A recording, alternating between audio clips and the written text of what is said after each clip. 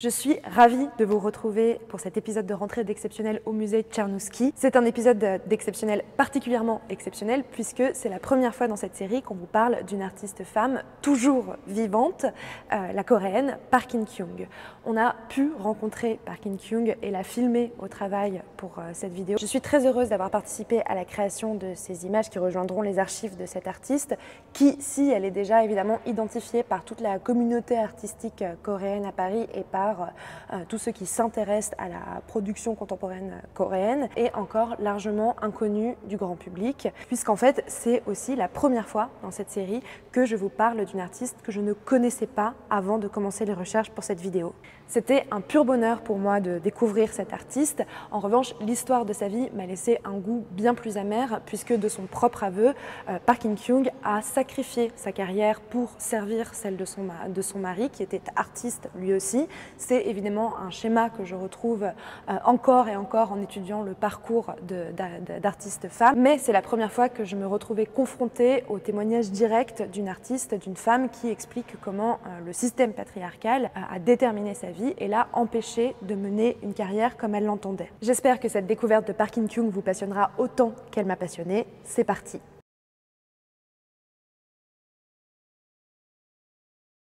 Park In-kyung est née en 1926 à Séoul. À cette période-là, la Corée est occupée par le Japon et colonisée par le Japon, une colonisation extrêmement violente qui voit toutes les ressources du pays exploitées par les Japonais, qui voit les Coréens et Coréennes soumis à un traitement qui relève parfois purement et simplement de l'esclavage. Alors il y a à cette période une véritable résistance à la fois politique, militaire et aussi culturelle de la part des Coréens. Pendant l'enfance de Park In-kyung, il y a un certain nombre d'artistes coréens qui tentent d'inventer une nouvelle forme d'art, une forme d'art moderne coréen, mais le gouvernement militaire censure toute forme d'expression artistique qui ne correspondrait pas à leurs attentes, ce qui freine considérablement le développement d'un art moderne coréen pendant ces années-là et jusqu'à la libération à la fin de la Seconde Guerre mondiale. Park In-kyung finit justement le lycée au moment de cette libération de la Corée, donc en 1945. Donc elle, son rêve, c'est de devenir une femme de lettres, mais à ce moment-là, son professeur de lycée est en train de créer le premier département des beaux-arts dans une université, l'université féminine d'Ewa, et il la pousse très fortement, il l'encourage très fortement à intégrer la formation qu'il est en train de créer, et elle finit par accepter malgré sa vocation et malgré les réticences de ses parents. L'éducation qu'elle va recevoir est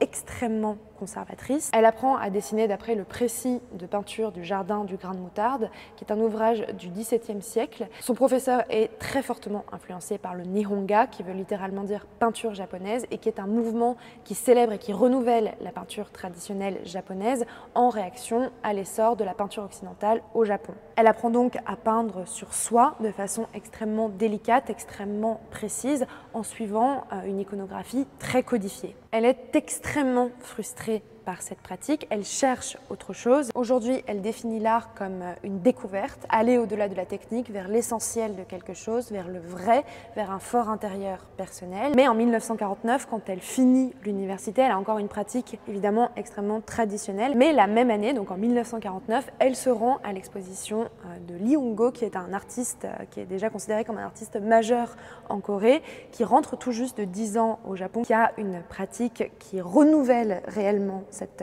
tradition, et cette exposition va être une révélation pour Park In-kyung. Les possibilités de créer un art nouveau, moderne, non pas avec les traditions occidentales, mais en s'inscrivant dans la tradition de la peinture à l'encre sur papier, s'ouvrent à elle. Elle admire la liberté de Lee, sa liberté, son originalité, la place qu'il laisse au vide, la simplification des formes dans ses œuvres, la simplification des formes qui frôlent parfois l'abstraction. Elle rencontre l'artiste, de 22 ans son aîné, et il deviendra son mari.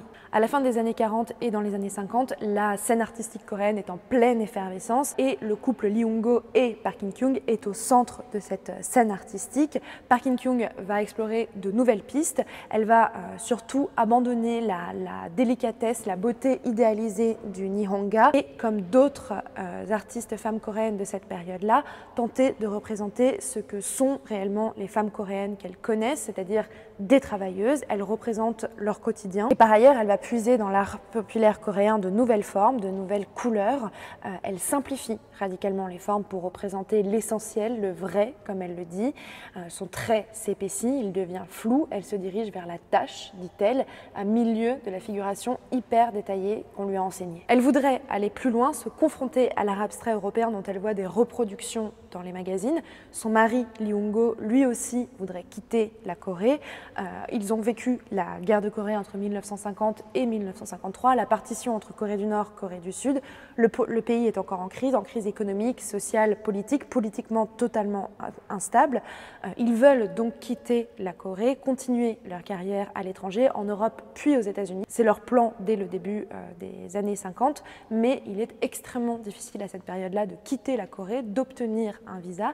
Ils vont mettre des années à réussir à quitter le pays et finalement ils partent en 1958. Ils vont rester pendant 1 an en Allemagne, encore une fois pour des questions de visa, et finir par arriver à Paris en 1959. Quand ils arrivent en France, le couple a déjà quelques soutiens, mais en fait tout est à reconstruire. Il faut faire reconnaître le talent de Lee Hung-go en France et Park In-kyung va en fait consacrer sa vie à faire reconnaître le talent du grand maître qu'elle a épousé en France. Elle va s'occuper de toute la partie administrative, de la promotion de son mari, mais aussi de gérer leur foyer et d'éduquer leur fils. Elle n'a plus d'espace à elle, elle n'a plus de temps à elle. Elle va en fait créer la nuit quand son mari et son fils dorment. C'est à ce moment-là en fait que commence ce qu'elle appelle sa vie d'artiste clandestine, sa période de production à la sauvette. Elle dit cependant qu'il y avait un grand travail intérieur qui se produisait à cette période-là, qu'elle réfléchissait, qu'elle voyait de nouvelles pistes s'ouvrir grâce au fait qu'elle soit confrontée à l'art informel, donc à cette abstraction très libre, très lyrique que pratiquaient les artistes dont le couple s'est peu à peu entouré, donc Soulage, Hartung et le chinois Zhao Wuqi. Donc un grand travail intérieur, mais qui attendait pour se concrétiser. Elle attendait d'avoir plus de temps pour elle, elle attendait aussi de pouvoir créer loin des yeux de son mari, puisque, elle le dit, elle avait très peur que Lee Hung-go s'empare de ses trouvailles et les fasse siennes en face du Lee Hung-go. Quelques années après leur arrivée à Paris, une fois que Park In-kyung s'est assuré que la vie de la famille, la vie du couple était parfaitement stabilisée, elle va tout simplement quitter le foyer, partir en 1962 avec son fils, loin de son mari. Elle va s'installer dans un petit village médiéval à Saint-Énimie, en plein cœur du Tarn. Et là, tout ce travail intérieur dont elle parle se révèle enfin. Elle peint de fantastiques compositions abstraites, des encres sur papier, toujours, mais elle en vient finalement à ces tâches vers lesquelles elle se dirigeait déjà dans son œuvre quand elle était en Corée. Elle expérimente, elle jette de la peinture à l'encre sur le papier, sans pinceau, elle recouvre l'espace du papier all over. Elle est inspirée par les grottes, par les couleurs, les pierres, la profondeur des forêts, la lumière du Tarn. Toute sa vie, désormais, elle va explorer la représentation de la nature. J'ai pu parler de cet aspect de son travail avec Maël Bellec, qui est conservateur ici au musée Tchernouski et qui m'a poussée à m'intéresser à cet artiste. Je vous laisse écouter ce qu'il dit à ce sujet. En fait, c'est vraiment une caractéristique très importante de son travail jusqu'à aujourd'hui, avec des oscillations entre des tendances plutôt figuratives et des tendances plutôt abstraites, mais elle va toujours baser son travail sur son observation du monde qui l'entoure et son observation de la nature, essentiellement. Et donc, ce qu'on a ici, en fait, c'est 2 représentations de jardin.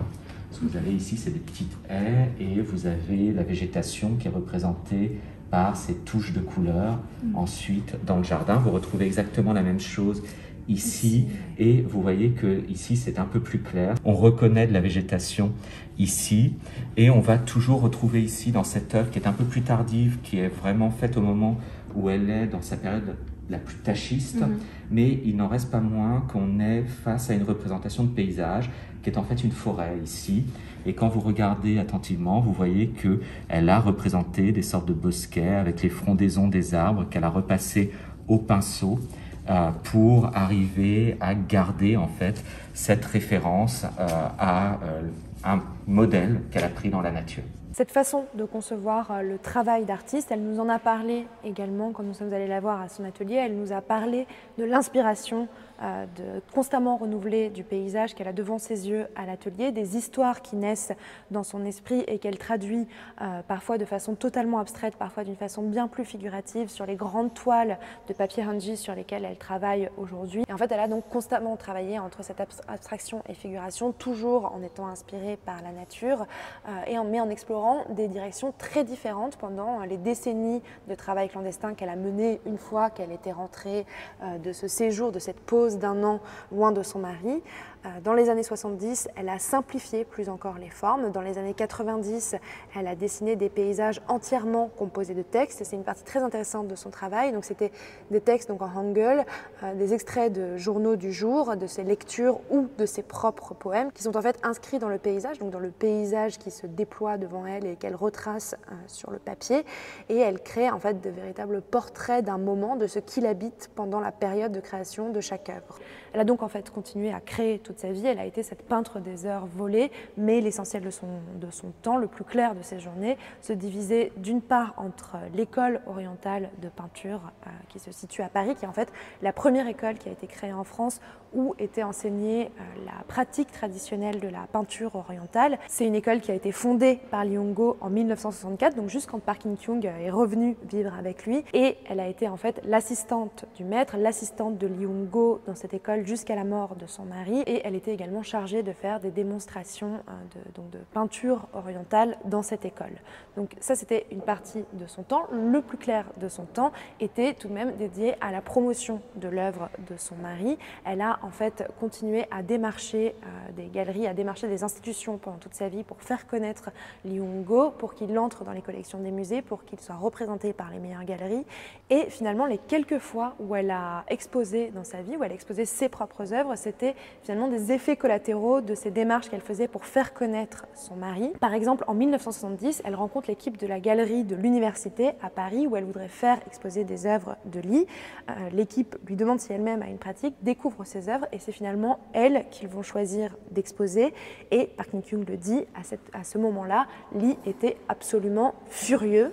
Cette situation n'a absolument pas cessé une fois que Lee Hong-go est mort, donc en 1989. En fait, la carrière de son mari, la reconnaissance de son mari, l'inscription de son mari dans l'histoire de l'art à la fois occidentale mais aussi et surtout coréenne a été, donc à partir de la mort de Lee Hong-go en 1989, la priorité de Park In-kyung. Elle a consacré énormément d'énergie à créer une fondation, à créer un musée en Corée. C'est maintenant chose faite et depuis le début des années 2000, elle peut se consacrer entièrement à sa pratique. Elle a tout de même été exposée plusieurs fois ces dernières années, notamment ici au musée Tchaikovsky, et elle continue à produire encore aujourd'hui. Elle a pour but de peindre encore plus de 800 œuvres avant sa mort, donc elle a aujourd'hui 95 ans et elle produit tous les jours ou quasiment tous les jours, puisqu'elle a confié il y a quelques années à Maël Bellec que sa véritable vie commençait maintenant.